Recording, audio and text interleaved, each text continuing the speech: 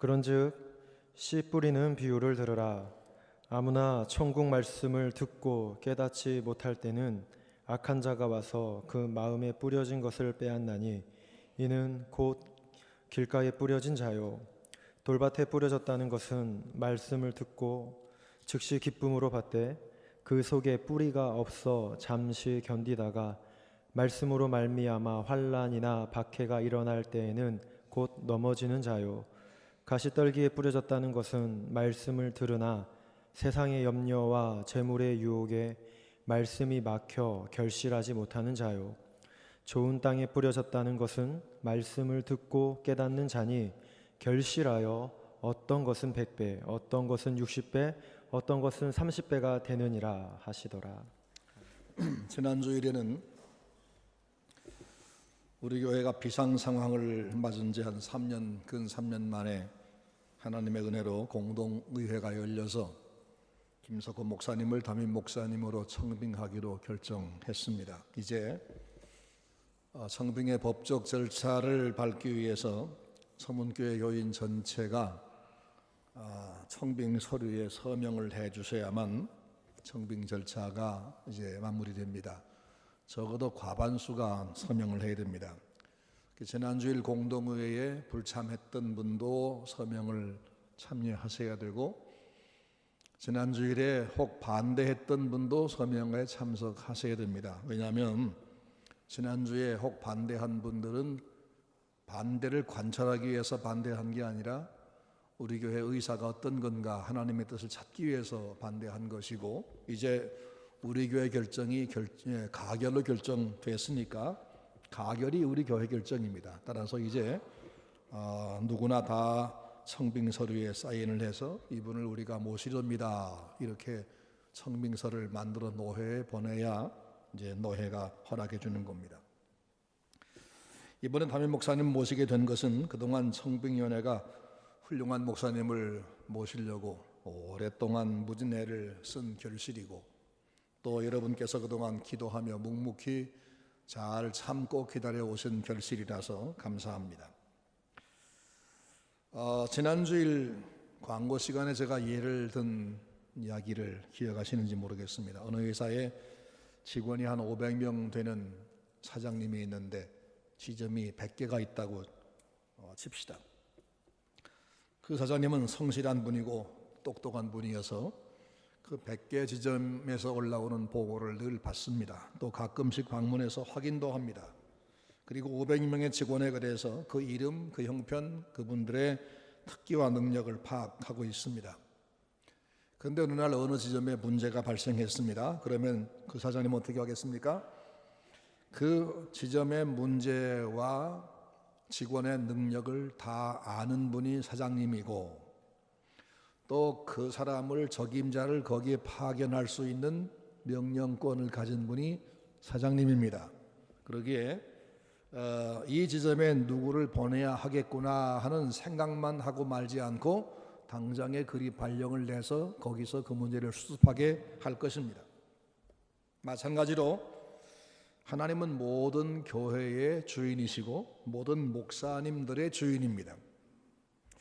우리 하나님은 이 땅의 교회들의 형편을 너무나 잘 아십니다. 그리고 당신의 종들도 다 아십니다. 그래서 어느 교회에는 누가 필요하다 이걸 알 뿐 아니라 거기에 보내시는 결정권자도 그분이십니다. 2년 반 전에 생각지도 않은 저를 전주 서문교회에 보내주신 분도 그분이시고 이번에 김석호 목사님이 서문교회 담임 목사님, 유임 목사님으로 결정되게 하신 분도 그분이십니다. 그렇다면 제가 이제 서문교회에서 일을 마치면 어디로 가야 하나 이럴 염려 필요가 없지요. 우리 주인이 아시니까. 또 서문교회 성도들도 우리 교회 장래에 대해서 불안할 염려도 할 필요가 없습니다. 맞지요? 김석호 목사님은 훌륭한 분이고 우리 교회에 꼭 필요한 합당한 분이기 때문에 이 모든 것을 교회 사정과 그분을 아시는 하나님께서 결정하시고 보내주셨다. 이것을 우리가 받아들이고 믿는 것이 오늘 우리의 자세라는 겁니다. 그러니까 누가 오시느냐 하는 것보다 중요한 것은 이제 이분을 우리가 어떻게 맞이하느냐, 누구로 대하느냐, 그리고 그분을 어떻게 우리가 따르는 것이냐, 따를 것이냐, 이게 중요하다 그 말입니다. 새 목사님이 누구냐 하는 것보다 더 중요한 것은 새 목사님을 하나님께서 보내셨다라고 믿는 것이고, 그 하나님이 보내신 종이니까 우리가 그분을 중심으로 따르며 신앙생활 해야 된다, 이런 분명한 각오가 먼저 필요한 겁니다. 서문교회가 지난날에 어두웠던 시절을 다시 되풀이하고 싶진 않으시죠? 그렇다면 앞으로 새 목사님을 어떻게 모실 것인가 하는 결심이 오늘 지금 우리에게 필요한 겁니다.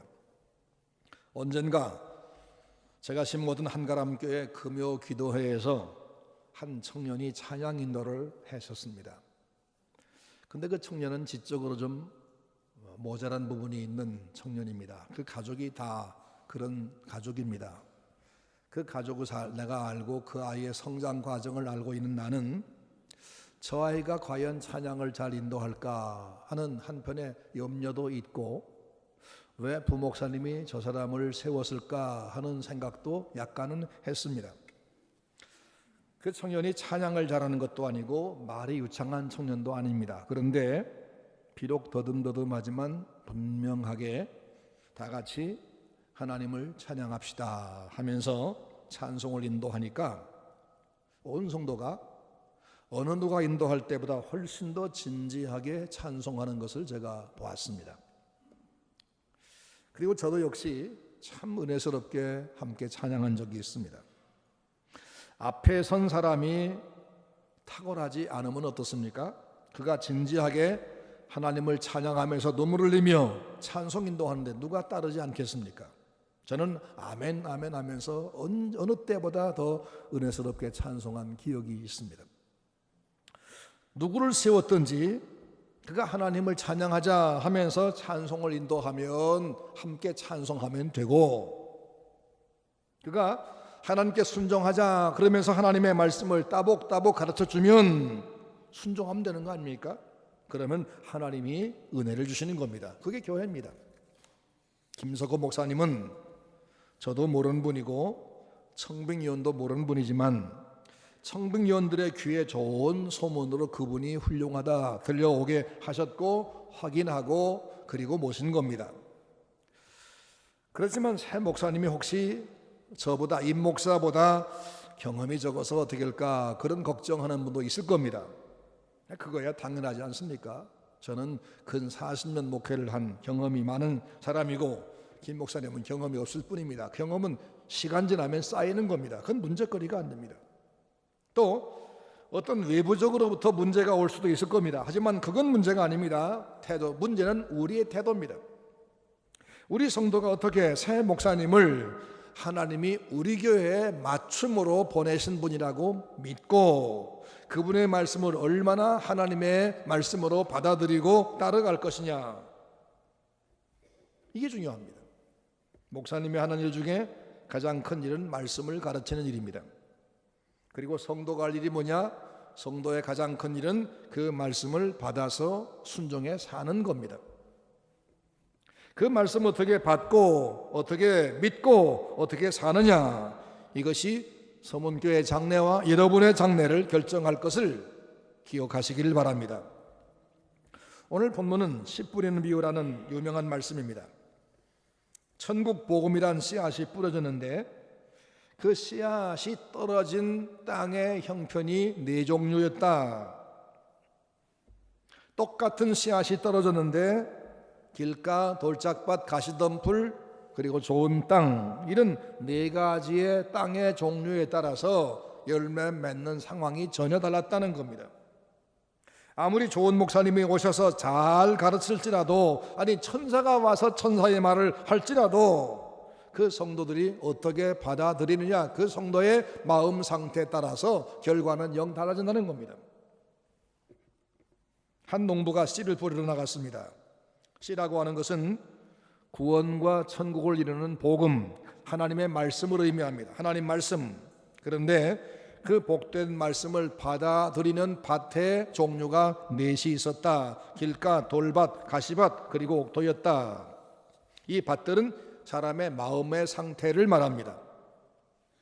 말씀을 받아들이는 사람들의 마음 종류가 다양하다는 겁니다. 다양하다. 좋은 음식을 앞에 놓고도 먹지 않으면 결국 굶어 죽는 것처럼, 아무리 좋은 말씀이 주어지고 진리의 말씀이 내 귀에 계속 들려와도 내가 마음을 열고 받아들이고 그리고 순종하지 않으면 내겐 아무 유익이 없고 내 영혼은 말라 죽을 겁니다. 교회에는 어려움이 올 겁니다.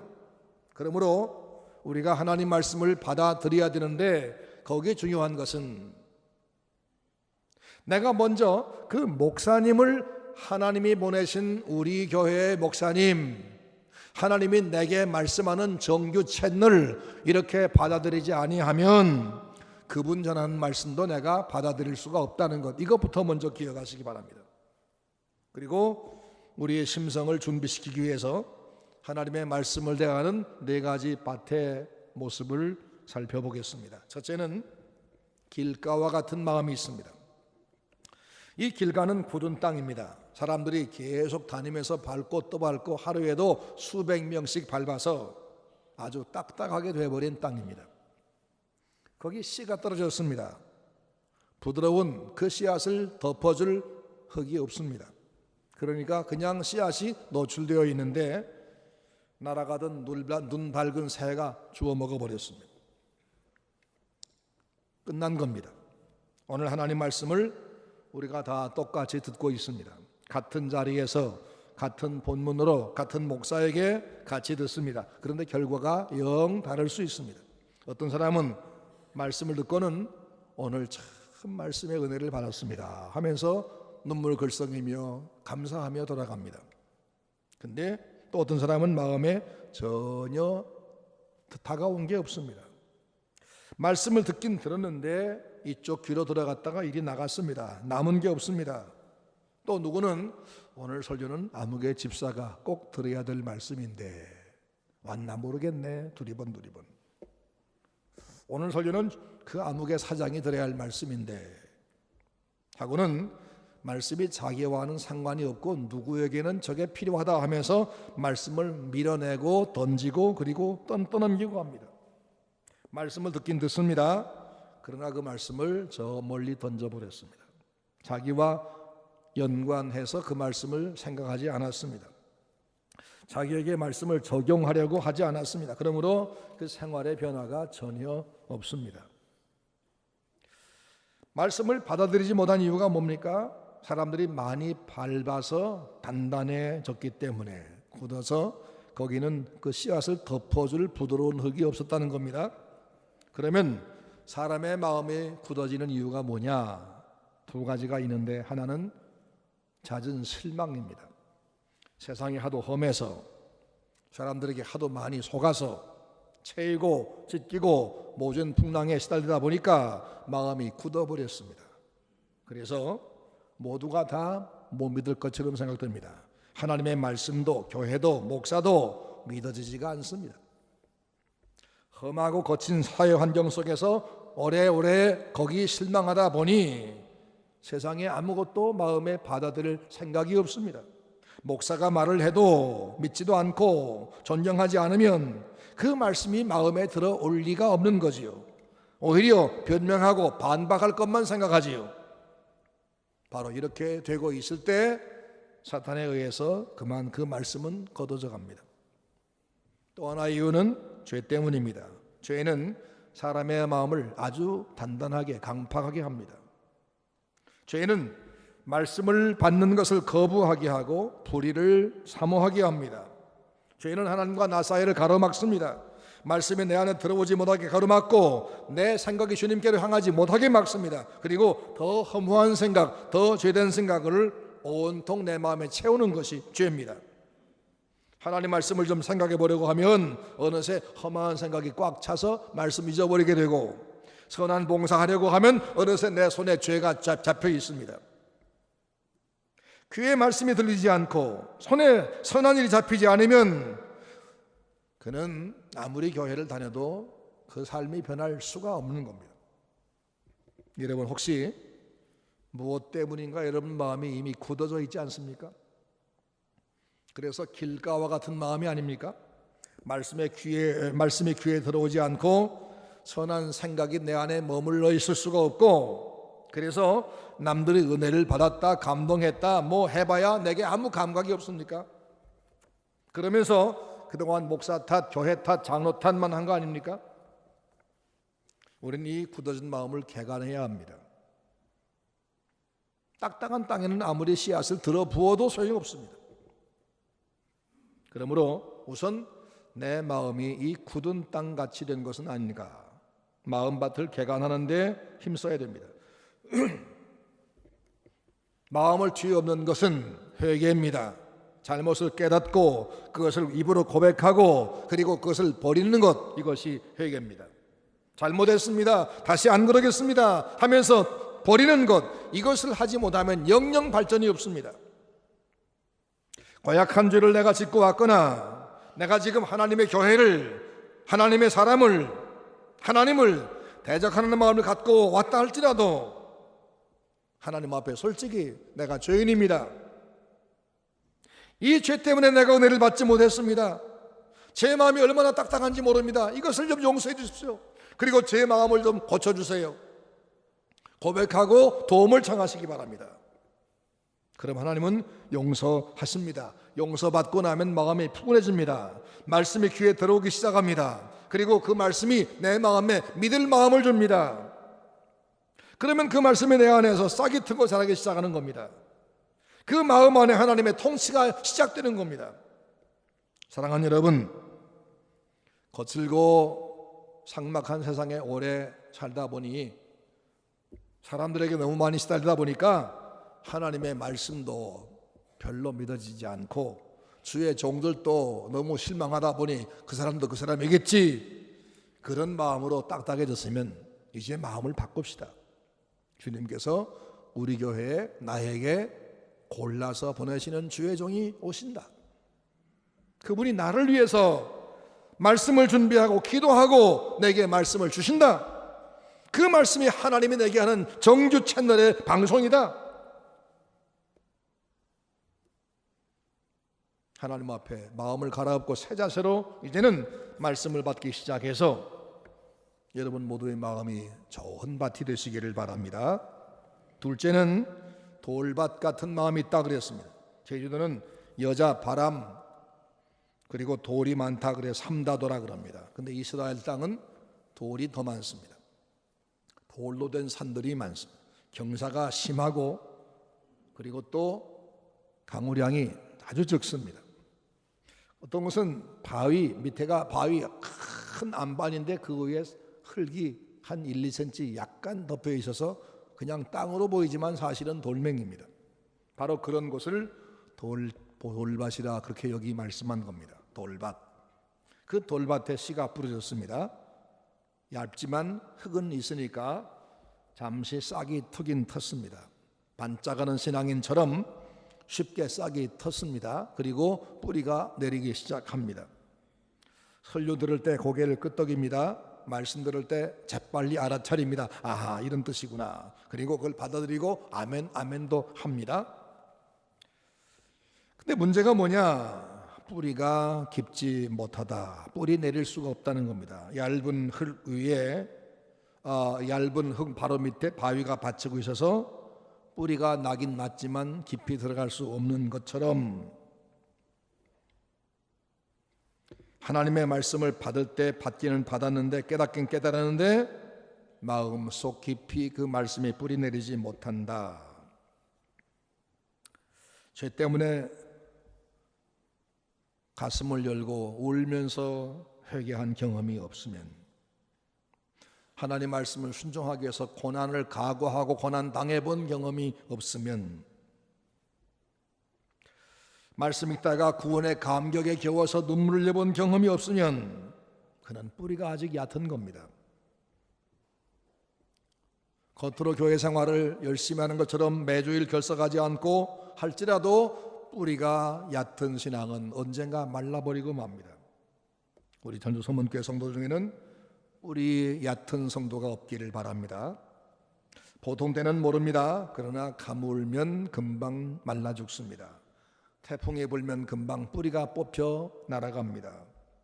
교회가 평안할 때는 누가 진짜 신자인지 누가 뿌리가 깊은지 모릅니다. 그러나 교회 위기가 오면, 시험이 오면, 큰일을 해야 될 일이 앞에 있으면 그때는 금세 그는 드러납니다. 실직을 해보고 오해를 받아보고 위급한 일을 당해봐야 그 인격을, 그 성품을 알듯이 역경에 처해봐야 성도의 신앙의 뿌리를 납니다. 어떤 사람은 자기가 원하는 환경일 때만 잘합니다. 어떤 사람은 중직자 선거를 앞에 둘 때만 반짝합니다. 어떤 사람은 연초와 연말에만 잘합니다. 그러다가 조금만 자기에게 어려움이 닥치면, 짐이 좀 무거우면 나 기분 나빠서, 난 바빠서 못하겠다, 나하고 안 맞아서 못하겠다 하고 뒤로 빠져버립니다. 어떤 사람은 책임을 맡았을 때는 열심히 하다가 책임을 놓으면 손을 털어버립니다. 여전도 회장할 때는 열심히 하더니 회장 그만두니까 이제는 짐 벗었다 그러면서 원래 회에도 나오지 않습니다. 그게 뿌리가 없는 거죠. 사랑하는 여러분, 교회가 어려움 당하면 그건 누가 책임집니까? 장로님 몇 분이 다 책임 떠맡아야 됩니까? 모두가 한마음 되어서 극복해야 되는 거 아니겠습니까? 환난이나 핍박이나 불리한 상황이 올지라도 흔들리지 않는 참된 신앙생활하기 위해서 여러분의 신앙의 뿌리가 깊어져야 됩니다. 잘못된 습관, 자기 주관, 이 돌을 부숴버리고 겸손과 인내의 신앙의 뿌리를 길러서 전주 서문교회 성도가 앞으로 영원히 견고한 신앙생활을 하게 되기를 주의 이름으로 축원합니다. 세 번째는 가시밭과 같은 토양도 있습니다. 여기서 말하는 가시밭은 토양 자체가 나쁜 땅이 아닙니다. 땅 흙은 좋습니다. 밑에 돌이 받쳐 있는 것도 아니고 뿌리가 깊이 내릴 수도 있습니다. 그래서 씨가 떨어졌을 때 금세 싹이 나고 뿌리가 지금 내리기 시작했습니다. 근데 한참 지나다 보니까 곡식보다 더 빨리 자라는 게 있습니다. 뭐죠? 풀입니다. 가시덤 풀입니다. 이 잡초입니다. 이 잡초가 곡식보다 더 빨리 자라서 위를 다 덮어버렸습니다. 영양분을 다 뺏어버렸습니다. 그래서 곡식은 가느다랗게 누렇게 크다가 열매를 맺지 못하고 끝나버리는 경우가 있습니다. 농사 지어본 사람은 다 압니다. 한 사람 마음에 복음의 씨가 떨어졌습니다. 그 말씀을 소중히 받아들이고 이렇게 살아야지 결심을 하고 시작했습니다. 그리스도께서 그 사람 마음 안에 들어오셨습니다. 말씀이 그 안에 뿌리를 받기 시작했습니다. 그런데 문제는 그 마음 안에 말씀만 있는 것이 아니라, 주님만 있는 것이 아니라 세상의 염려와 유혹도 함께 자라고 있다는 겁니다. 뭐가 더 빨리 자라느냐? 염려가, 세상 욕심이 더 먼저 크는 것이 문제입니다. 그걸 뽑아내려는 노력을 하지 않기 때문에 망친 겁니다. 본문은 그 가시던 불이 무엇인가를 설명하기를 세상의 염려와 재리의 유혹이라고 말씀했습니다. 세상 염려 그리고 돈에 대한 욕심, 이것이 말씀보다 더 빨리 커서 말씀을 억눌러 버리게 되기 때문에 끝난다는 겁니다. 교회 출석은 잘합니다. 복음도 이해를 했습니다. 하나님 능력을 믿습니다. 그런데 온갖 세상 염려를 혼자 다 하고 있습니다. 날마다 염려 근심에 잡혀 있습니다. 아들이 지금 중학생인데 대학 들어갈 걱정에 벌써 지금 잠이 안 옵니다. 남편이 지금 40대 초반인데 퇴직 후 걱정을 걱정합니다. 벌써부터. 고등학교 다니는 딸 결혼 상대 생각하느라고 걱정을 놓을 날이 없습니다. 어떤 사람은 지금은 건강한데 나중에 아플까 봐서 또 걱정합니다. 이런 식으로 믿음과 함께 염려가 함께 존재하면 믿음을 염려가 눌러버리게 되어 있습니다. 결국 그 신앙은 죽어버립니다. 저하고 카톡 하시는 분 계시죠? 제 카톡 아이디에 보면은 한 줄 설명이 있는데 주께서 끄시는 대로 질질질 이렇게 썼습니다. 주께서 끄시는 대로 질질질. 저는 그렇게 살아왔습니다. 저는 미래에 대해서 걱정하지 않습니다. 근데 최고의 길을 걸어온 게 아니라 저는 날아왔습니다. 유능하신 그분에게 맡겨버리면 됩니다. 걱정할 게 뭐 있어요? 주님 말씀했습니다. 아무것도 걱정하지 말고 오직 감사함으로 모든 일을 하나님께 아뢰어라. 그러면 네가 생각하는 생각을 훨씬 뛰어넘은 하나님의 평강이 너희를 지키시리라. 왜 염려로 자기 마음을 불안하게 하고 왜 염려로 하나님의 말씀을 압살시켜 버립니까? 아무리 염려를 해봐도 키를 한 자를 크게 할 수가 없고 솟아나는 흰머리를 검게 나게 할 수 없는데 왜 쓸데없는 염려로 하나님의 말씀을 믿음을 죽이는 겁니까? 여러분 마음속에 이 잡초를 빨리 뽑아내시기를 바랍니다. 어떤 사람은 돈에 대한 애착이 너무나 커서 믿음이 성장 못합니다.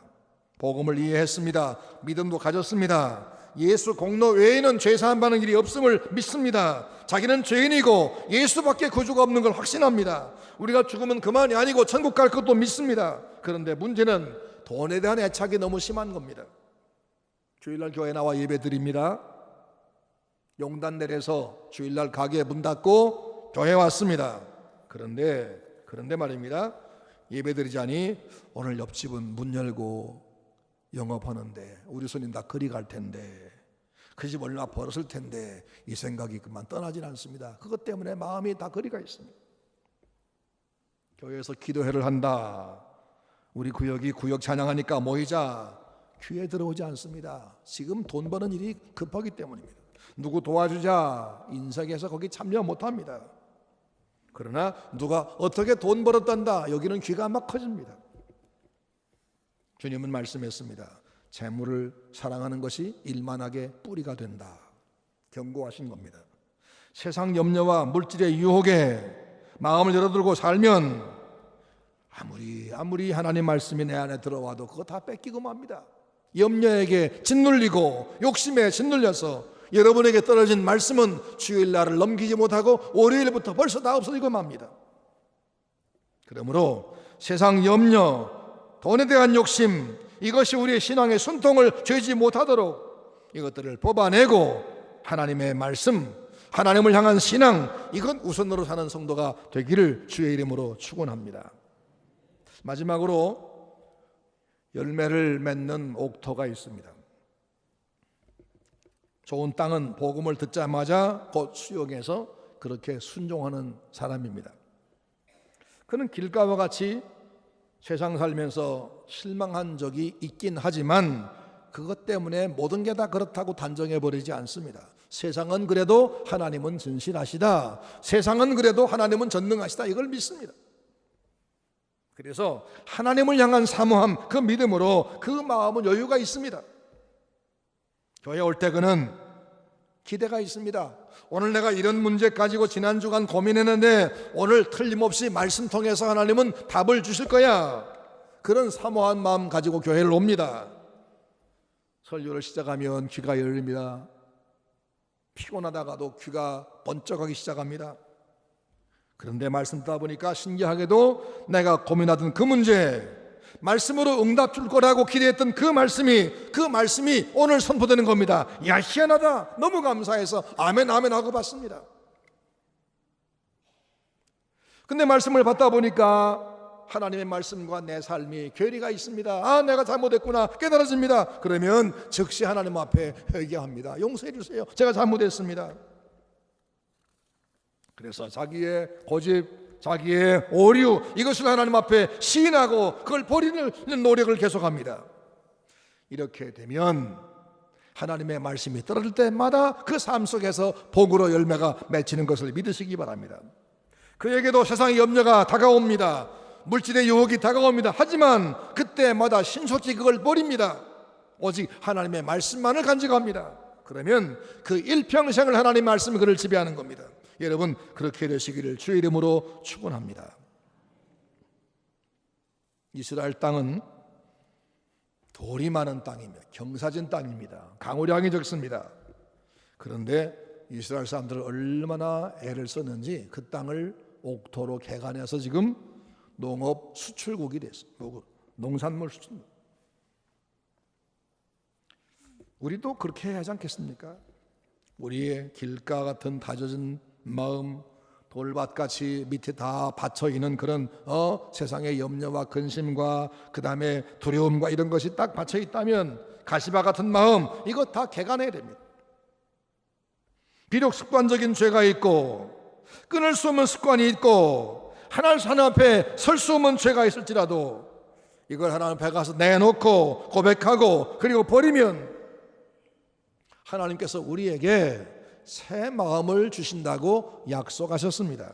에스겔 36장 26절 이하에 보니까 또 새 영을 너희 속에 두고 새 마음을 너희에게 주되 너희 육신에서 굳은 마음을 제하고 부드러운 마음을 줄 것이며 또 내 신을 너희 속에 두어 너희로 내 율례를 행하게 하리라 라고 말씀했습니다.